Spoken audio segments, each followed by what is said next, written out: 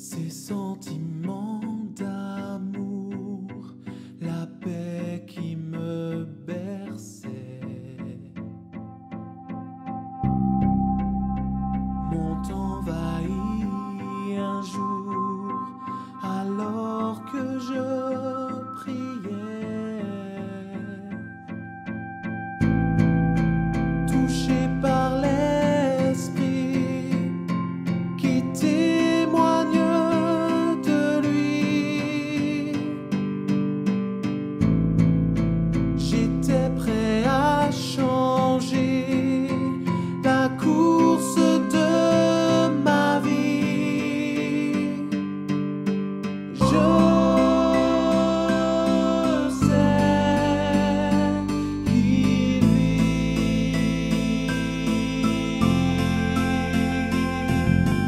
Je sais qu'il vit.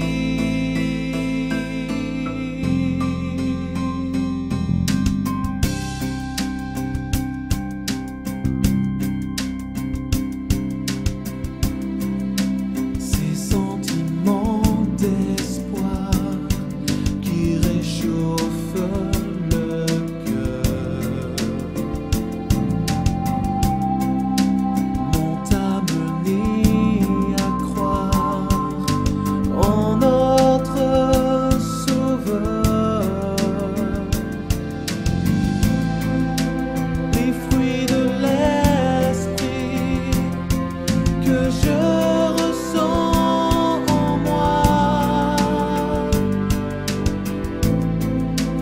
m'ont aidé à changer en faisant de bons choix. Je sais qu'il vit.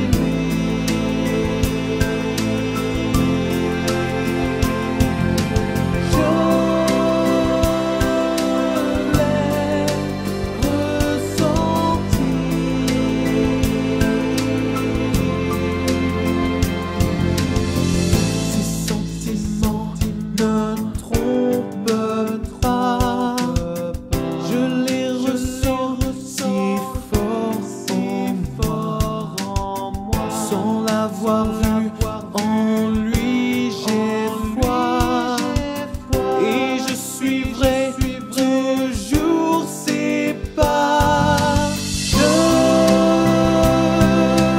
sais qu'il vit.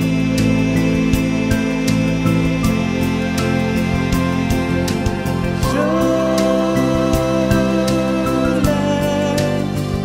ressenti.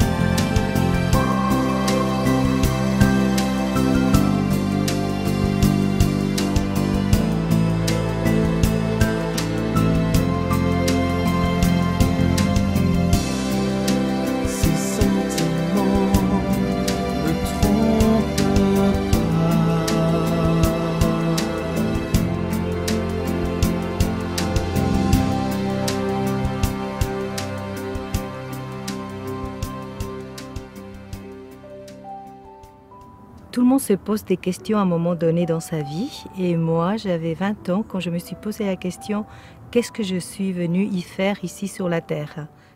D'ailleurs, c'est le plan de salut qui m'a fait rentrer dans l'église. Il m'a tout de suite interpellée. Mais alors, du lait à boire, c'était excellent. Et ça l'est toujours, ça me parle toujours autant. Et ça, c'est la plus belle des bénédictions que le Seigneur nous ait accordé, la connaissance du plan de salut et de savoir qu'il est vrai. Ça, c'est fabuleux. J'avais 17 ans et à ce moment-là, j'étais pas très bien dans ma peau. Je me croyais un petit gangster là. Et alors, mais alors ma famille a commencé à voir le changement qui est venu. Et ils m'ont même surnommé le pasteur après quelques années parce qu'ils ont vu vraiment le changement. Donc ils ont vraiment apprécié, ils ont été impressionnés par le changement que j'ai subi, disons. Je dirais que le rôle que les membres ils ont eu dans mes étapes jusqu'au baptême, on va dire comme ça, c'était en fait me donner l'exemple. Ils m'ont montré par leurs actes, par leurs paroles, qu'ils essayaient en fait d'y être. Et c'est comme ça, ils m'ont parlé de l'évangile, de l'église. Je me suis sentie bien et puis on a donné plusieurs rendez-vous jusqu'à qu'ils m'ont invité à venir à l'église. C'était pour une conférence générale. Et quand j'ai entendu le prophète parler, et j'ai su en moi qu'il était vraiment un homme de Dieu et que je devais obéir. Et c'est comme ça que j'ai décidé de devenir membre de l'église. En fait, j'ai une amie maintenant que j'ai connue par l'intermédiaire de l'église. C'était une femme aussi africaine qui était membre depuis quelques années avant moi. Et alors, à chaque fois que j'ai fréquenté, j'allais chez elle parce que je me sentais bien chez elle. Alors, ma sœur a écrit à cette dame pour lui dire merci pour tout ce que vous avez fait pour John parce qu'il a changé vraiment. Et les missionnaires m'ont offert un livre de Mormon. Et j'ai ouvert ce livre que j'ai commencé un peu à lire par curiosité et à voir un peu que c'était un livre spirituel mais aussi un livre d'histoire où je voyais les choses un peu comme ça. Et je me suis pris une boulimie pour lire ce livre. Et je crois en 3 semaines j'avais lu ce livre. Et j'étais vraiment touché par ce livre. Et je crois que simplement mon expérience personnelle, c'est que mon témoignage en fait grandit au jour le jour. Et il n'est pas encore parfait, mais je sais que c'est à moi encore de l'entretenir par une vie juste et par le fait de garder mes alliances avec mon Père Céleste. Et pour la première fois depuis des années, j'ai prié avec mes hautes voix en parlant à mon Père Céleste. Il n'y avait pas la vision, il n'y avait pas d'éclair, il n'y avait pas la tonnerre, mais il y avait de la paix. Mais maintenant, je ressens ce que j'ai ressenti, la paix, la joie. Et je savais, et je sais que l'Église est vraie. Mon témoignage a été établi par le livre de Mormon, qui engendrait l'acceptation pas une acceptation aveugle, mais les choses découlaient forcément de là. Si le livre de Mormon était vrai, alors l'Église était vraie, le rétablissement était vrai.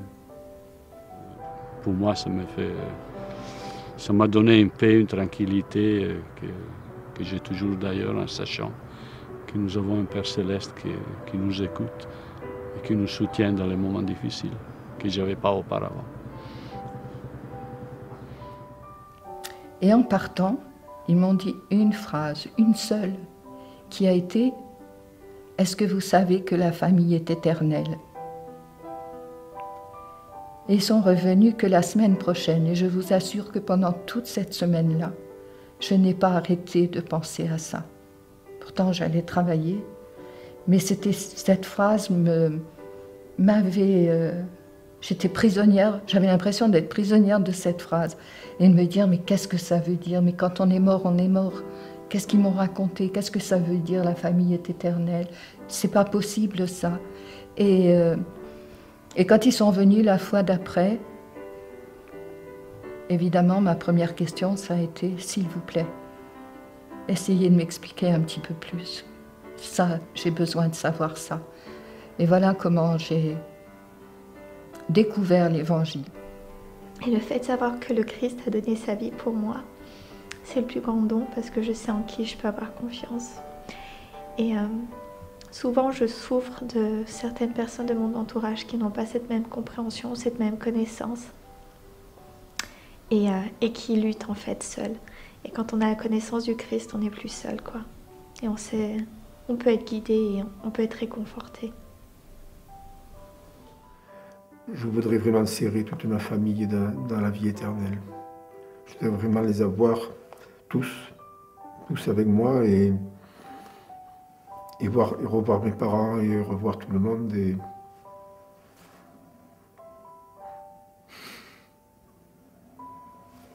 Ce sera vraiment un jour merveilleux.